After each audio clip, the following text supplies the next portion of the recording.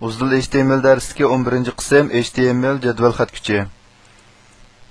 Birinchi jadval xat kuchi table haqida. Table xat kuchi orqali jadval ko'rsatishga aniqlik beramiz. Jadval xat kuchining quri tr xat kuchi bilan stone td xat kuchi bilan belgilandi. Hamda bir katakni hosil qildi. Har bir katakning mazmun tekst rasm, tizimlik, abzas, gorizontal chiziq, jadval qatorliqlarni o'z ichiga olib bo'ldi. Shunga jadval xat kuchida odatdagi jadval tuzgandan boshqa umumiy bet yuzini o'rnalashtirish ham bo'ladi. Bu misol qaraydigan bo'lsak, tableda boshlanib, tableda oxirlashgan qismi bu bir jadval hisoblandi. Buningda tr dan ikkisi bor, shunga bu 2 qor, td dan ikkisi bor, shunga bu 2 mida gorizontal chiziq holatda jami 4 dona katakni hosil qilgan bu yerda. Buning biz ismini yozib qo'ydik. Tor ko'rgishda unumini ko'rgan bo'lsak, mana buningda 4 katak.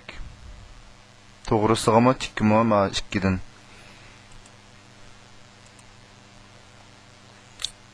İkinci jadval xat kuchining ramka xarakteri va jadval beshi.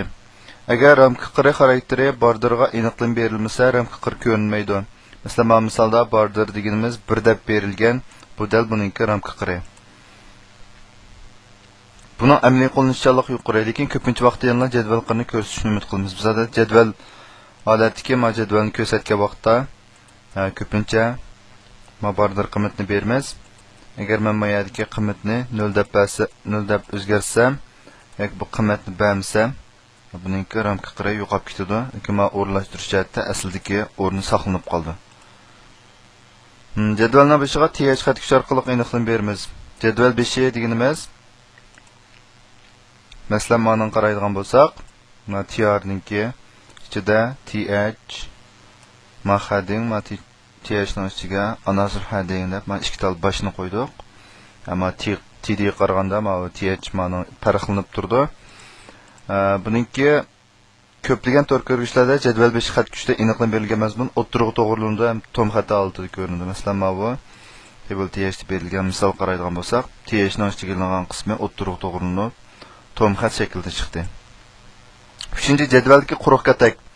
Agar jadvalga ma'lum katakka hech qanday mazmun qo'shilmasa, undaqda mazmun bo'lmoqlikdan toz yaxshi ko'rmaydi. Shunga quruq katakning ramka qir ko'rinishi uchun bo'shliqni ifodalaydigan o'rin belgisini birini qo'yamiz.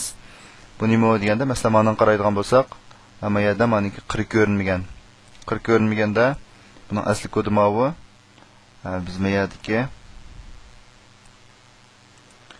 bu bo'shliqningki ifoda belgisini men qo'shib qo'ygandan keyin saqlab betni yanglaydigan bo'lsak, hamma yerda qir ko'rindi degan gap.